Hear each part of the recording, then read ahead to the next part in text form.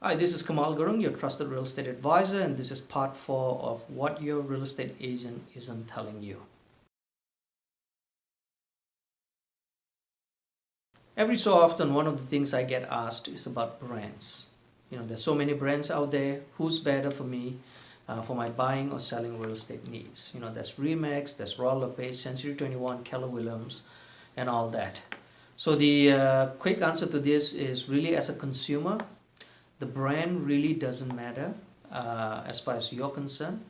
Where the brand becomes more relevant is more on my side, at my level as a real estate agent, because each brand offers different packages or remuneration packages. They offer different systems, different services, support, and all that is more designed to for my business to take care of my needs as a real estate agent. So when it comes down to the consumer, I know you'll see Remax with their balloons and all that they advertise, we sell a home every so many days and all that kind of stuff. But the reality is, when it comes time for you to buy or sell a property, you're really not dealing with a brand. You're really dealing with the agent in front of you, the expertise that he or she has to guide you and your family when it comes to your housing needs. So when it comes to brands, really doesn't matter. I know the brands will say differently, but trust me, as a real estate agent, it really doesn't matter. If you ask any of my clients, I think they will tell you the same as well. I've been with Remax, I've been with Coldwell, I've been with Roller. Again, across the board, anytime I've been dealing with clients, the brand issue doesn't come up. So if it is an issue, it's mostly in your mind and not a practical problem.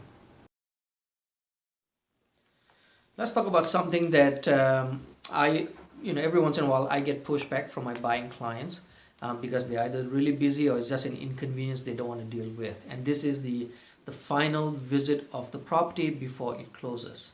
Okay, so I usually, for my buying clients, I always put in a condition that we will get 2 extra visits after the deal has been accepted. Other experienced real estate agents will do this for you as well. So the idea here is that if you get a deal accepted, you still have 2 visits to the property before the day of the closing. Okay, and I usually recommend to my buyers, the first visit you can go anytime you want after the deal has been accepted. You can go into measure for properties or what have you, take a proper look at maybe some renovation work you want to do, measure for that and all that kind of stuff. So the first visit you can do it at any time you want.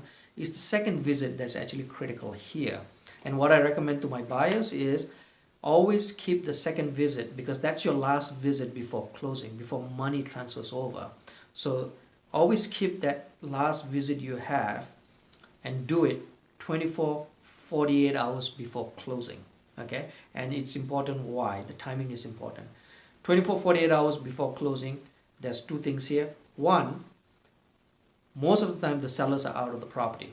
They've been moving a lot of furniture in and out of the property to move to their new place. So there's potential for a lot of damages as furniture are being moved.